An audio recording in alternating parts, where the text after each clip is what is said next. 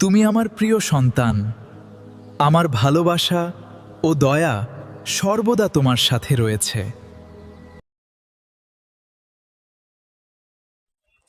সকল বন্ধুদের জয় যিশু।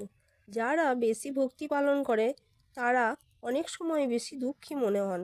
প্রথম কারণ, ঈশ্বর তারই পরীক্ষা নেন যে সত্যিকারের হৃদয় থেকে তাকে ভক্তি করে।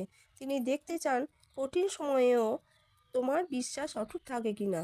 দ্বিতীয় কারণ, যাকে ঈশ্বর সবচেয়ে বেশি ভালোবাসে তাকে প্রতিটি কঠিন পরিস্থিতির মধ্য দিয়ে আরও শক্ত করে তোলেন, যাতে ভবিষ্যতে কোনো সমস্যাই তাকে ভেঙে দিতে না পারে। তৃতীয় কারণ, এই মুহূর্তে মনে হতে পারে ঈশ্বর আমার সঙ্গে এমন কেন করছেন, কিন্তু বিশ্বাস রাখো, আগত সময়ে অসাধারণ হবেই।